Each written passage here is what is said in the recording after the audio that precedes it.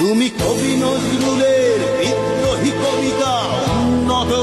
মমশীর, তুমি রক্তের কালিতে লেখা নাম সাত শ্রেষ্ঠ বীর। তুমি সুরের পাখি আব্বাসে দরদ ভরা সেই গান, তুমি আব্দুল আলিমের সর্বনাশা